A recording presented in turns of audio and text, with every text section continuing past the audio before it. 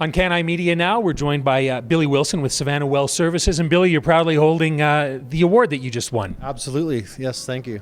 Tell us a little bit about it. Well, it was a collaborative effort between my team in Carlisle and myself and our rig managers and our, all the guys from driller to derrick hand to floor hand to new hires and et cetera.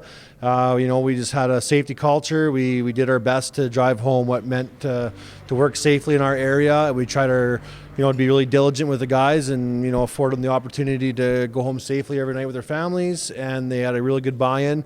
We had, just tremendous effort through everybody, and, success was delivered. So you say an excellent buy-in. Is that something that has been changing over the years? Is that it's easier to get people to believe in safety procedures and embrace them? I'd say it's harder to get people to believe in them because nowadays, absolutely, with today's workers and the new youth coming through the ranks, it's a different culture.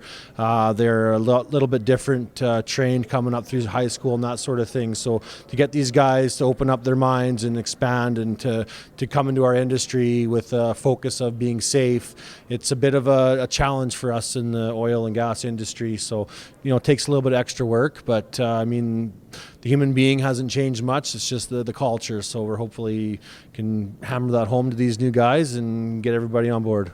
I find it interesting that you would say that because, safety conscious seems to be everything, like from hockey equipment to almost anything. It's safety for today's kids. But you're saying on the rigs that they may be a little bit more cavalier today than they would have been, say, a decade or so ago. I agree. Yes, absolutely. You're not agreeing with me. I'm just repeating. No, I agree what you're saying there. They are a little bit more cavalier, like you said there, and it's a challenge for everybody, and it's going to continue to be a challenge. And we're just going to have to do our best to ensure these guys have a good leadership role and some good guys behind them and supporting them, and hopefully we can move forward and do a good job for everyone. All the more reason, I guess, why the safety culture has to come from top down, doesn't it? Because people have to set examples. Yeah, I agree 100%. If it doesn't come from the top, you're going to have struggles and hiccups throughout your ranks. So if you get buy-in from the top coming down and you get a good leadership behind it, success can follow. Right.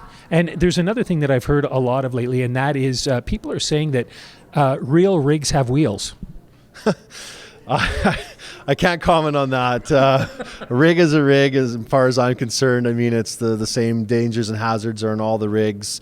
It's the industry as a whole that has the hazards. So we just got to get everybody, hopefully, playing safe and demonstrating the courage to do the right thing and stepping up for one another and working as a team and as a family. And of course, that's what these awards do: is bring everybody together that are out there in the industry.